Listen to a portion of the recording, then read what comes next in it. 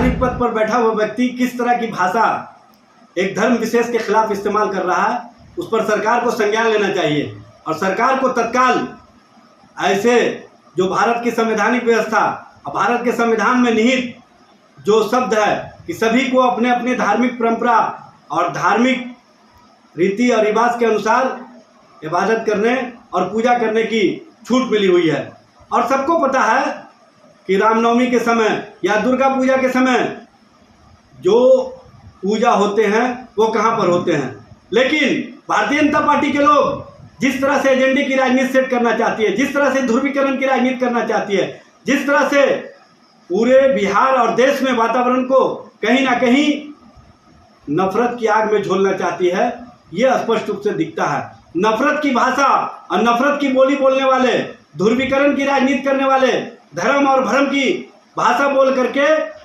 अपने आप को स्थापित रखने वाले भारतीय जनता पार्टी के नेता यह स्पष्ट करें कि वो मंत्री रहते हुए अपने विभाग के प्रति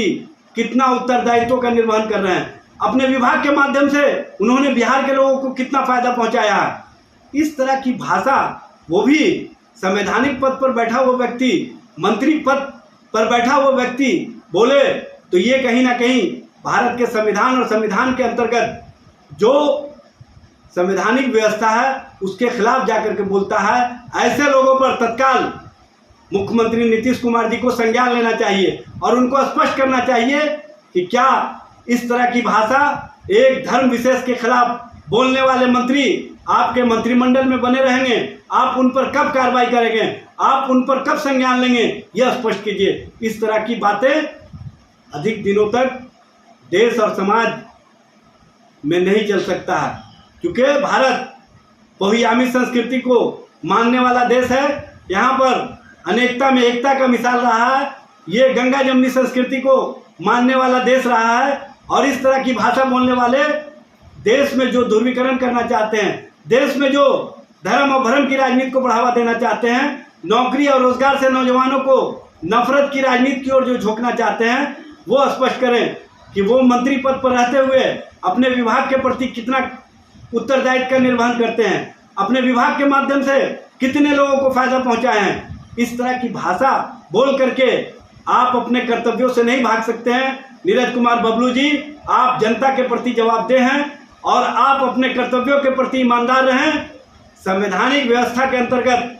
आप एक जिम्मेदार पद पर बैठे हुए व्यक्ति हैं, इसलिए ऐसी भाषा को किसी भी स्थिति और परिस्थिति में भारत का संविधान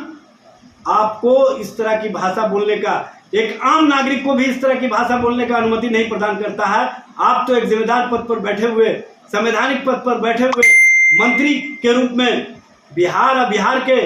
जनता और भारत के संविधान की शपथ लेकर के आप जिस तरह की भाषा बोल रहे हैं, अनुराग या द्वेष के बिना कार्य करने का आपने जो शपथ लिया है उस शपथ को तोड़ रहे हैं। आप पर सरकार को संज्ञान लेना चाहिए, भारत के संविधान के अंतर्गत आप पर कार्रवाई होनी चाहिए।